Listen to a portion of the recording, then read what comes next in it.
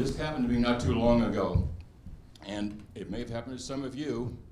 And I was one late morning noticing that I was humming a song, and I'd been doing it for quite a while unconsciously without doing it.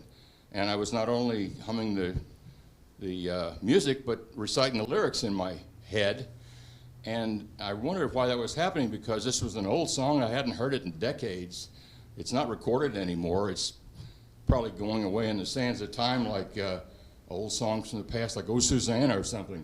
But it struck me as I kept on singing these lyrics to myself in the afternoon, why am I doing this? So I did a little research on it online, and I found out that, interesting story, the song was written by a guy named Eden Abez, who was quite a character. He lived in a cave in Palm Springs, California back in the 40s. Oh, I bet we know that. What's that? No, never mind. Oh, you might get the song from the clues I'm going to give you, but we'll go along with it real quick. He was the forerunner for all the long-haired hippies in the 60s that came after him and considered him their guru. But he wrote one song, only one that I could find, and somehow he got it to the attention of Nat King Cole, who was playing in a club in Los Angeles at the time. And Nat King Cole liked the song, put it into his act. His crowds of people in the audience loved it. And is that a get off the... No, Don't be no, giving no, away no, now. no. Thought you were giving me the hook off the stage there. So he decided to make a single out of it. And That's what he's playing. I know, Greg, you're giving my story away, bud. I know it. I know you would know it. Anyway, I go back to my story here. He made a single out of it. And lo and behold, it got on the Billboard Best Hits thing, stayed there for 15 weeks, got to #1 in the country, sold 1 million records, which was outstanding for that time, and it made Nat King Cole a crossover star, which meant something different back then, because at that point the music industry was totally racially segregated. The black DJs played only black artists, the white radio stations played only white artists, and very few black entertainers were even heard by white audiences, much less appreciated, like maybe Billy Eckstine or Billie Holiday. But Nat King Cole became one of them too, and became a very famous star. He was also Natalie Cole's father, in case you don't go back to his age. But anyway, I told a long story about the song, but that doesn't explain what it meant to me.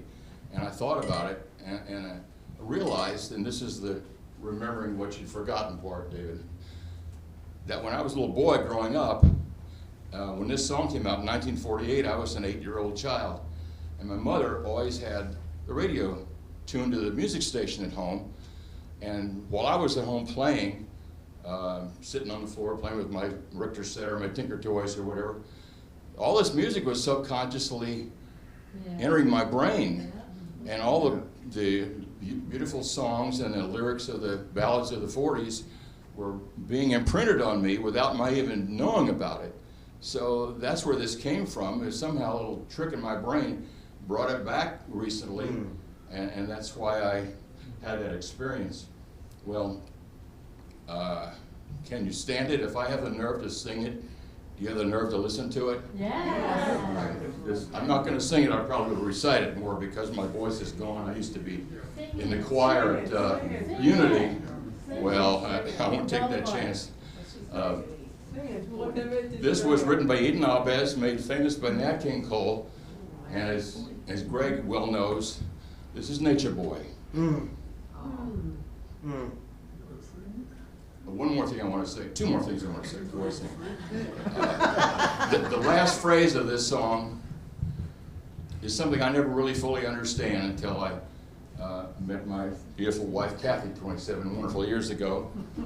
And the last thing is that I found in my hunting a wonderful YouTube video of Nat King Cole and his trio singing this song back when it was the #1 hit.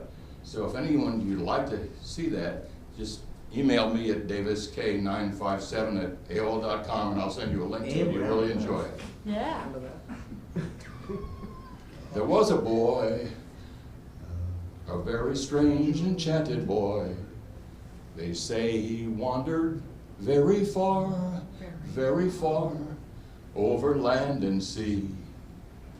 A little shy and sad of eye, but very wise was he.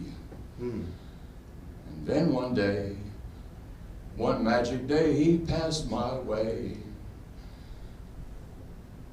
And though we talked of many things, fools and kings, this he said to me: the greatest thing you'll ever learn is just to love and be loved in return.